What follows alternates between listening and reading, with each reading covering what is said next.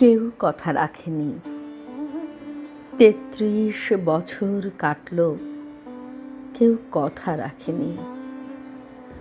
ছেলেবেলায় এক বষ্টমী তার আগমনী গান হঠাৎ থামিয়ে বলেছিল, শুক্লা দ্বাদশীর দিন অন্তরাটুকু শুনিয়ে যাবে।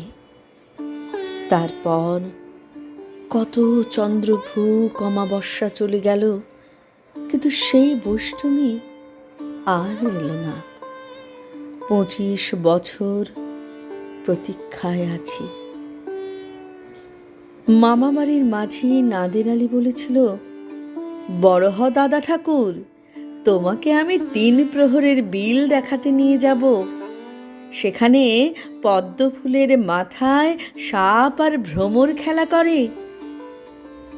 নাদের আলী, আমি আর কত বড় হব? আমার মাথা এ ঘরের ছাদ ফুঁড়ে আকাশ স্পর্শ করলে তারপর তুমি আমায় ৩ প্রহরের বিল দেখাবে? একটাও রয়্যাল গুলি কিনতে পারিনি কখনো। লাঠি লজেন্স দেখিয়ে দেখিয়ে চুষেছে লস্কর বাড়ির ছেলেরা। ভিখারির মতন চৌধুরীদের গেটে দাঁড়িয়ে দেখেছি ভিতরে রাস উৎসব। অবিরল রঙের ধারার মধ্যে সুবর্ণ কঙ্কণ পরা ফর্সা রমণীরা কত রকম আমোদে হেসেছে। আমার দিকে তারা ফিরেও চায়নি।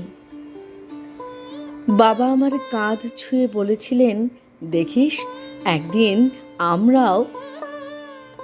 বাবা এখন অন্ধ, আমাদের দেখা হয়নি কিছুই। সেই রয়্যালগুলি, সেই লাঠি লজেন্স, সেই রাস উৎসব আমায় কেউ ফিরিয়ে দেবে না।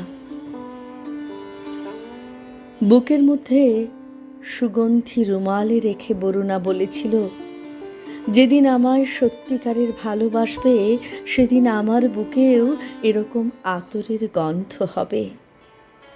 ভালোবাসার জন্য আমি হাতের মুঠোয় প্রাণ নিয়েছি।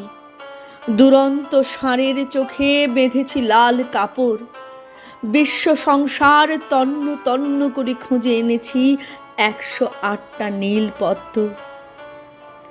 তবু কথা রাখেনি বরুণা। এখন তার বুকে শুধুই মাংসের গন্ধ। এখন সে যে কোনো নারী। কেউ কথা রাখেনি।